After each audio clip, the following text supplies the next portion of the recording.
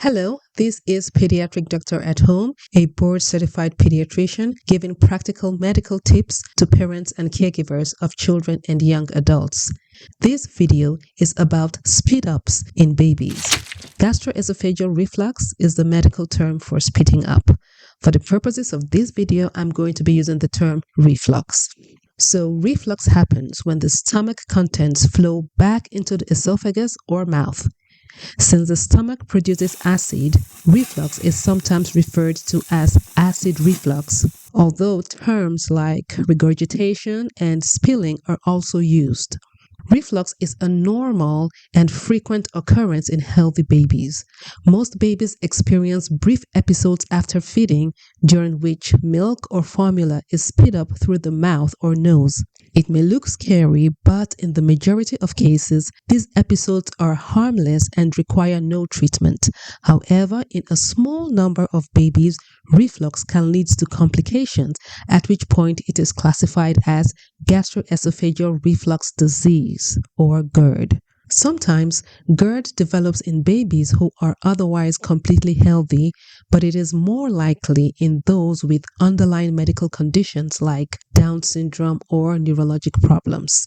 Let me explain briefly why reflux happens. When we eat, food travels from the mouth through the esophagus to the stomach. At the junction of the esophagus and stomach, a circular muscle called the lower esophageal sphincter plays gatekeeper. It relaxes to let food enter the stomach and tightens to prevent backward flow. However, in some cases, the sphincter either does not close properly or relaxes at the wrong time, allowing stomach contents to wash back into the esophagus. This is what causes reflux episodes. Reflux is especially common in infants because their digestive systems are still maturing.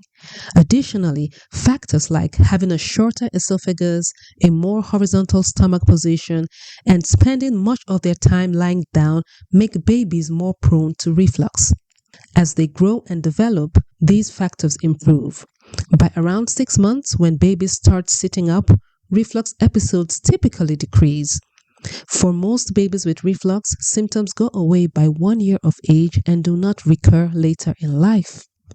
So, what can parents do to manage reflux? These simple strategies can often reduce symptoms significantly in most babies.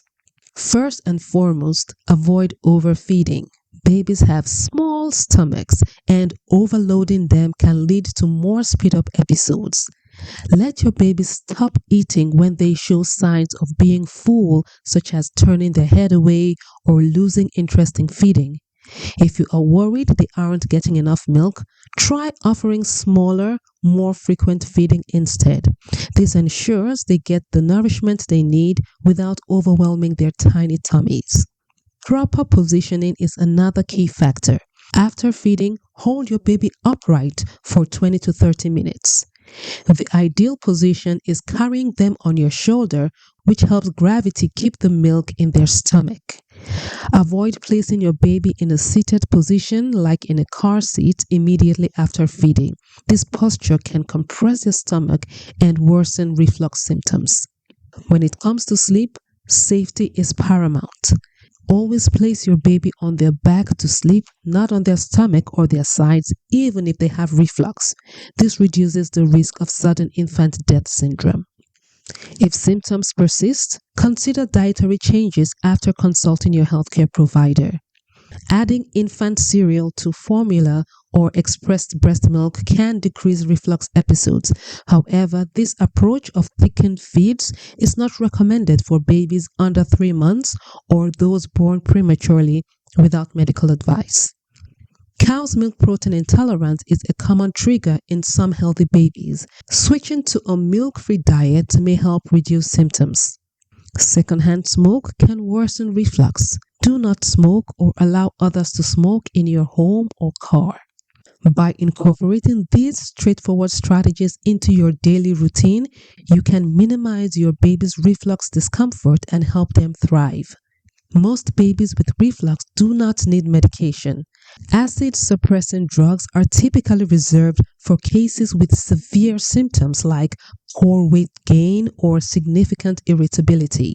If prescribed, the effectiveness of the medication should be reassessed within a few weeks.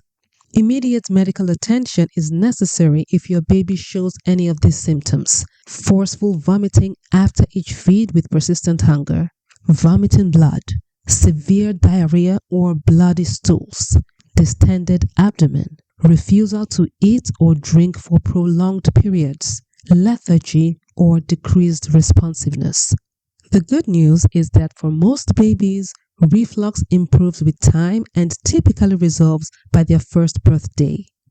Understanding the difference between normal spitting up and more serious conditions and taking appropriate steps to mitigate symptoms can ensure a better outcome for the little ones. If you have any concerns about your child, make sure to consult your doctor. Thank you very much for watching.